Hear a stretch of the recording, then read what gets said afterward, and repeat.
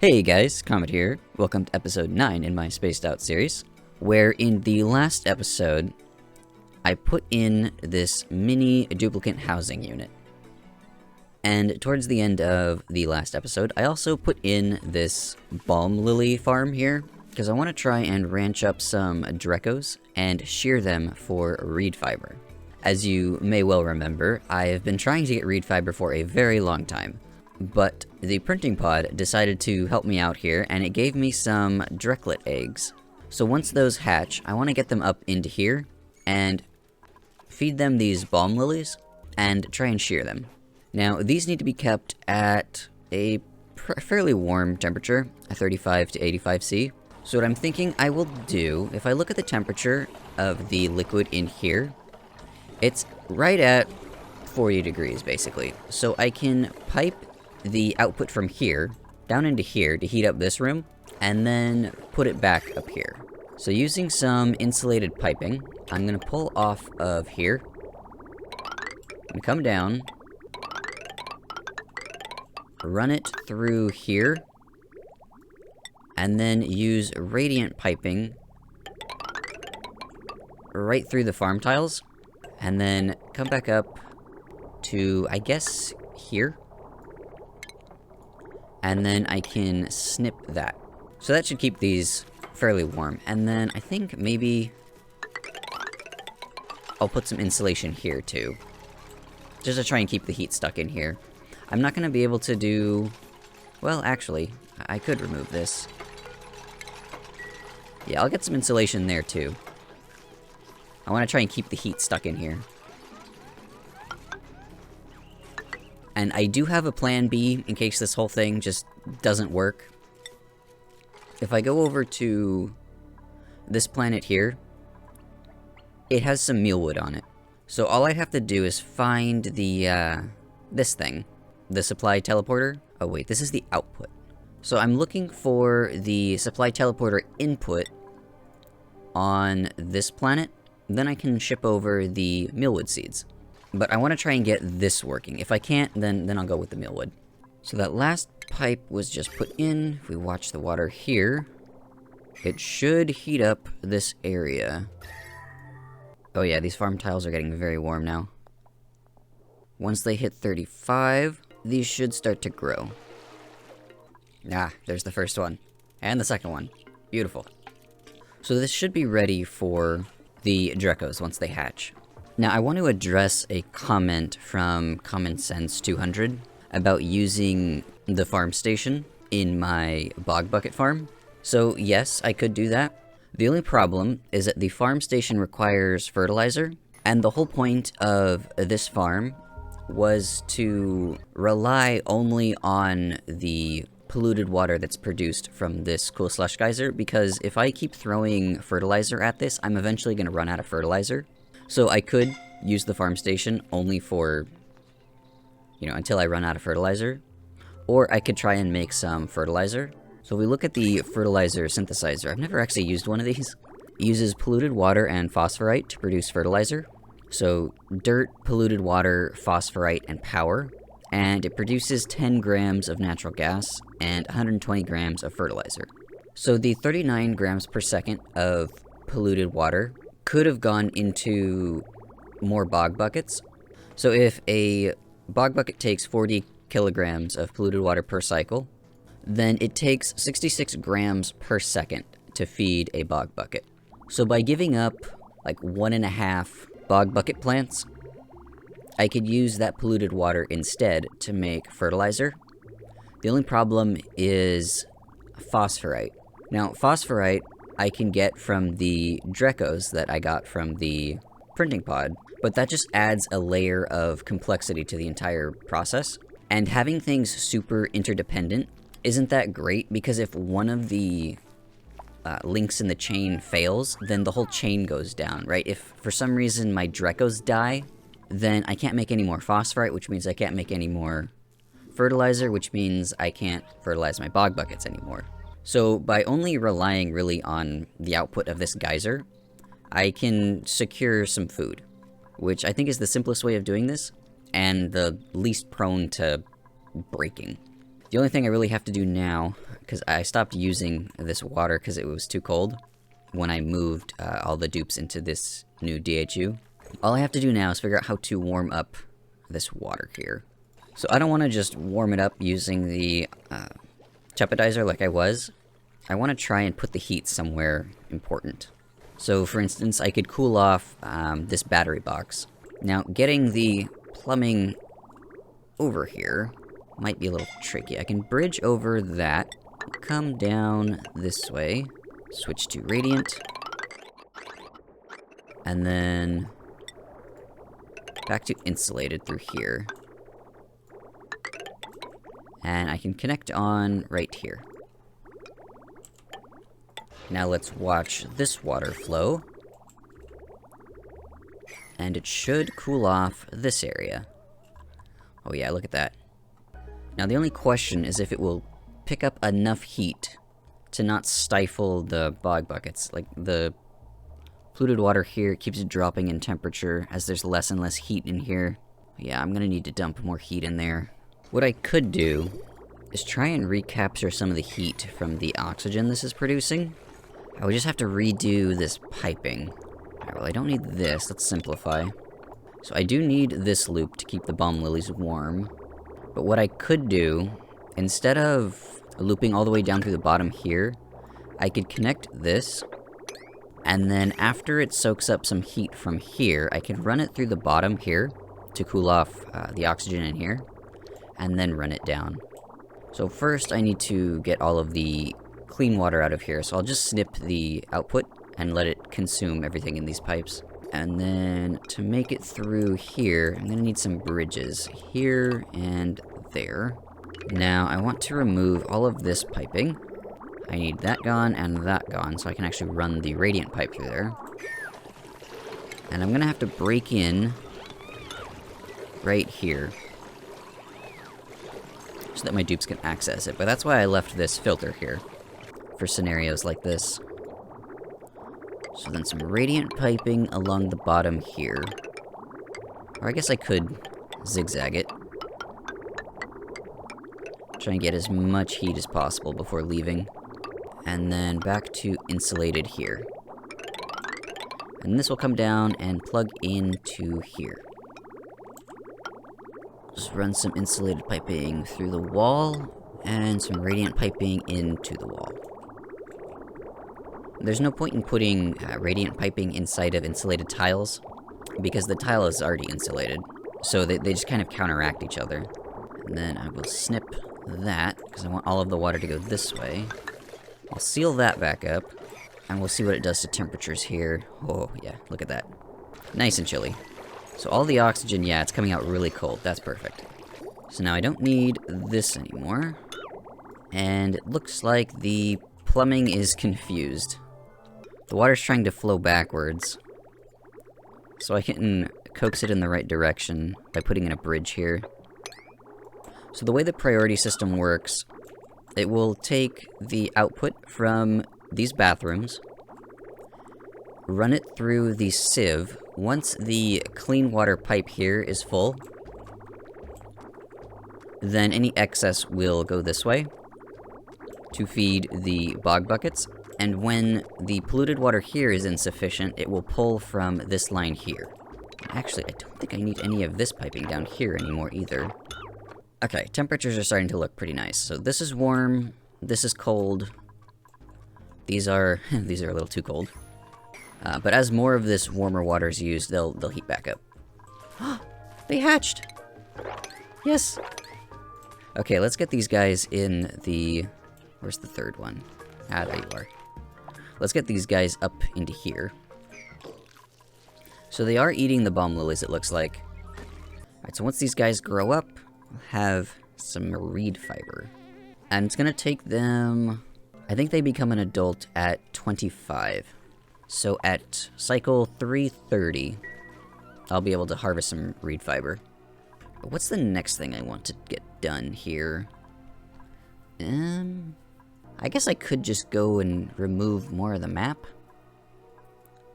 Maybe clean up some of this polluted oxygen over here. Yeah, let's expand our ladders. I don't want to get into the super cold igneous up here yet, because it'll mess with the stuff down here. Once I get Atmosuits and completely insulate this with the transit tubes, then I won't need to worry about temperature. I guess I'll keep digging this way as well. Maybe get into some of this coal so I can make more ceramic. Just completely square off the bottom. I don't want to get into the super warm stuff. At least not until I have Atmosuits. So that'll keep me busy for a while. And then I'm also keeping an eye on the carbon dioxide levels in here. I want this whole bottom layer to be full of carbon dioxide so that I don't have to power these refrigerators.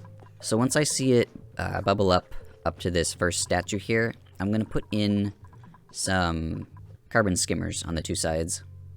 But as it is right now, everything looks pretty stable.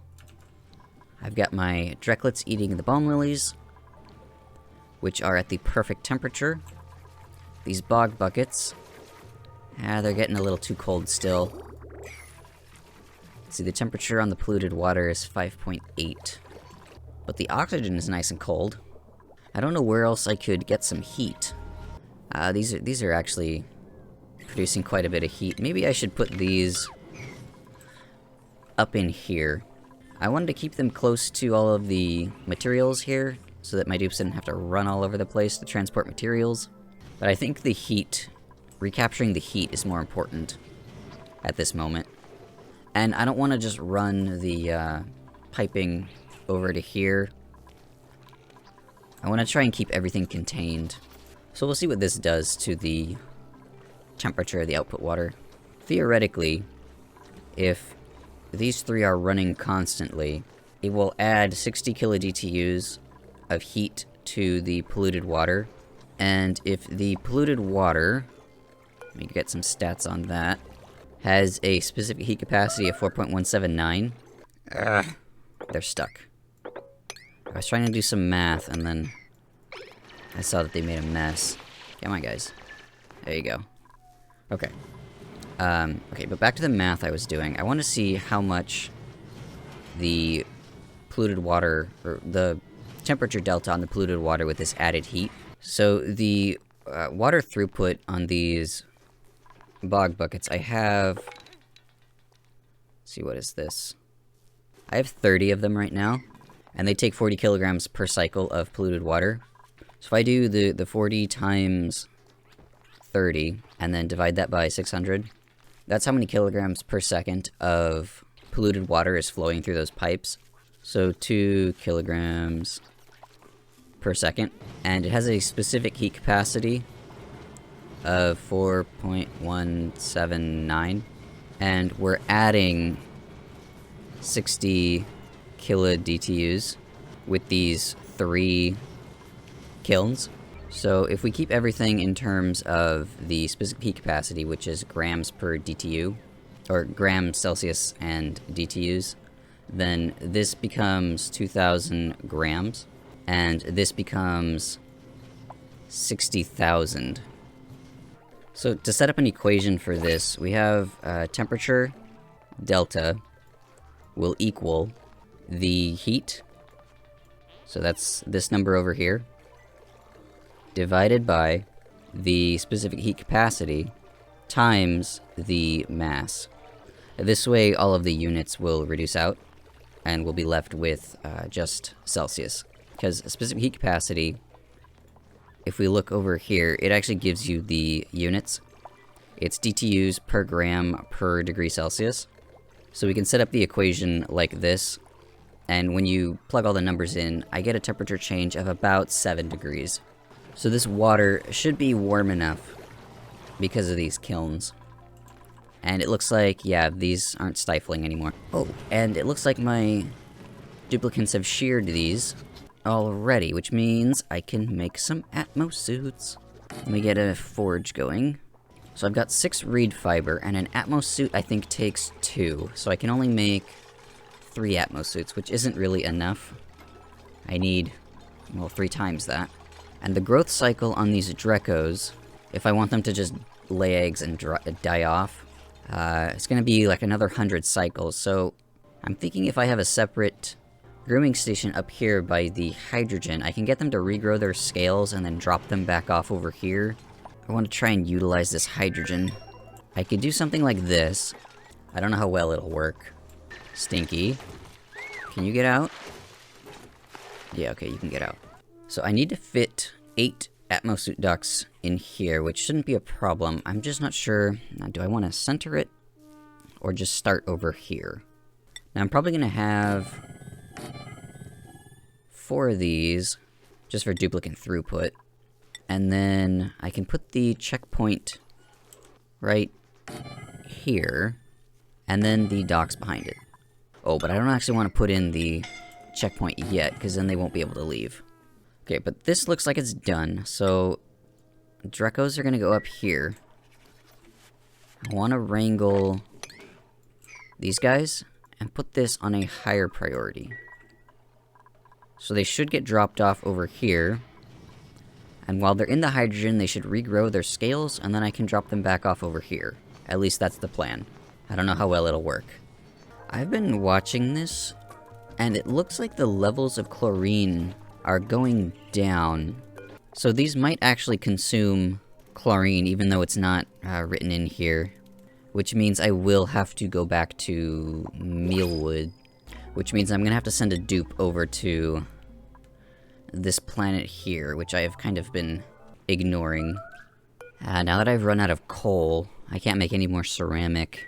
You know what? Because I actually need glass, I'm gonna put in a glass forge to try and heat up this area. So I need to do some planning. Will this tell me what temperature the glass comes out at? That is a negative. Okay, so if we just look up what temperature glass melts at, 1426. So it has to come out of the forge at least 1426. If we look at the properties of cobalt, it melts at 1494. Okay, perfect. So what I can do is use some cobalt to try and give off some heat, and then drop it down over... Oh, I can't, my dupes can't reach that. I'll just put in a ladder, and then I'll drop it down over here. That way I can get some glass and heat this up so that I stop stifling my plants, because what I want to do, I want to switch this granite flooring. Well, eventually it's going to be diamond. If there's enough diamond. I don't know how the new planets work. But if not, it'll just be glass. And that way the decor from these sculptures can actually bleed through. Oh wait, what am I doing? No, this won't work. The glass will break the pipes. Once it solidifies, yeah, it'll break the pipe. Because there's a state change within the pipe. Any state change within a pipe will break it. So I have to use insulated. Okay, all I have to do then is reroute the polluted water this way. And then I can dump out over here. Okay, now my only concern is the glass being too warm for the water. But I think I can kind of manually control it. If it gets too warm, I can turn it off. And ideally, the glass forge would be after these, but just the way I have this set up right now, it's easier to put it before. Oh, there's my first bit of glass. Let's see what it does to the temperature. Yeah, it just gets obscured into oblivion. Yeah, the heat tries and then it just disappears. Okay, but with this glass... Because I don't need any more... Oh, I do have some diamond. But I don't need any more solar panels. So I'm just gonna use the glass here. Start converting all of this tiling to glass. So now if we look at the decor, these statues are starting to bleed through up into this room. And these Dreckos almost regrown their scales. They're all above 50% now. So this is working. I just hope I don't run out of chlorine before I have all the reed fiber I need.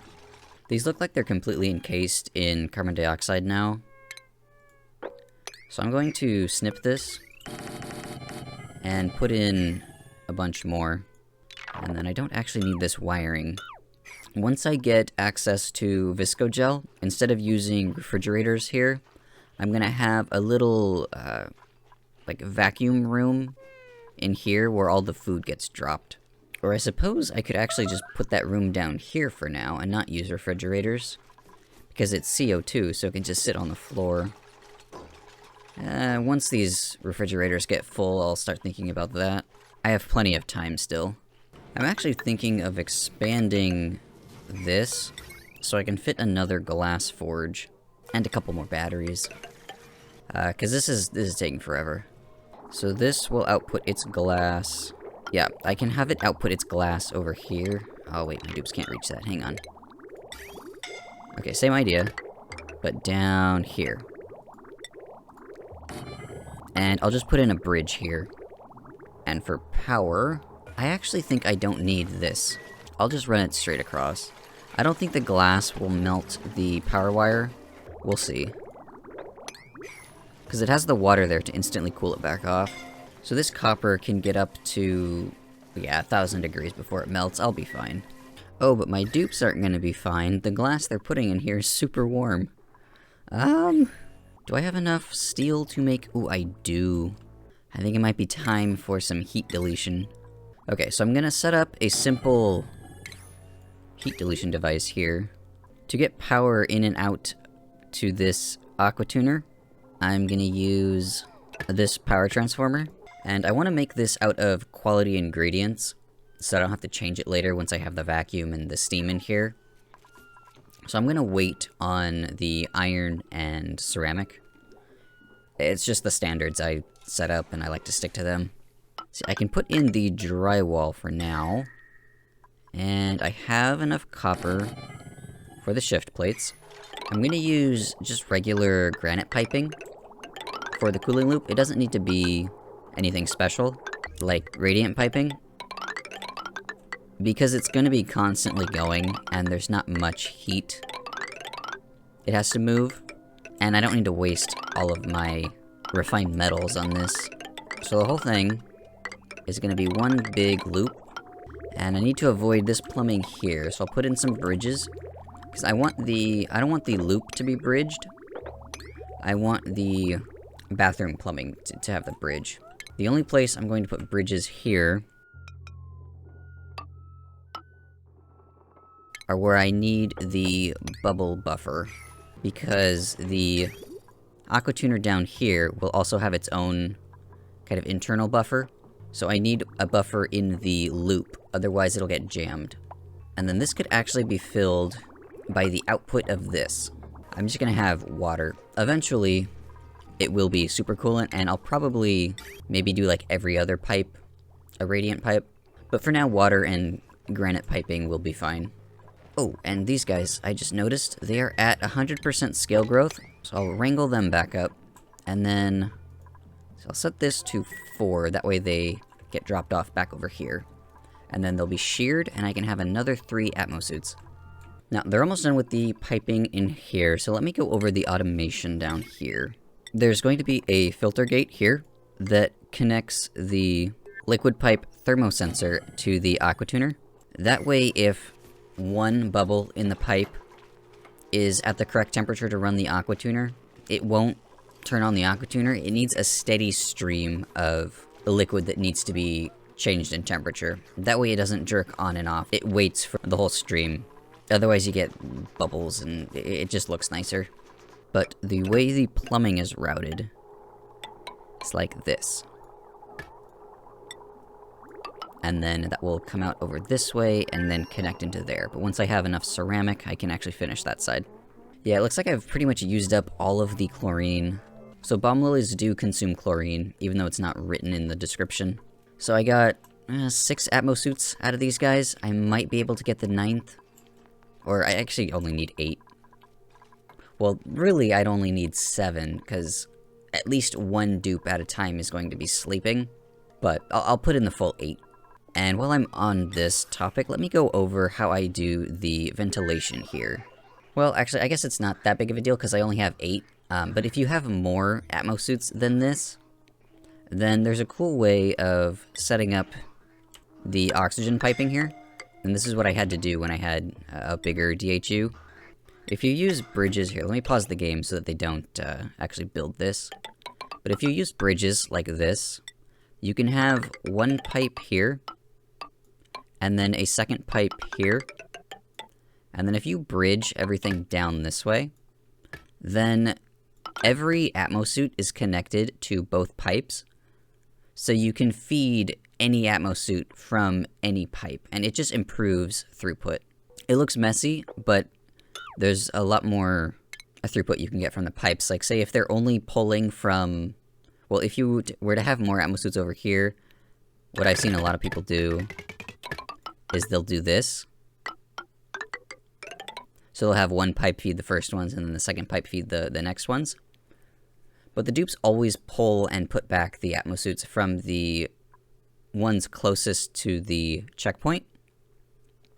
So this pipe gets used more often than this pipe does.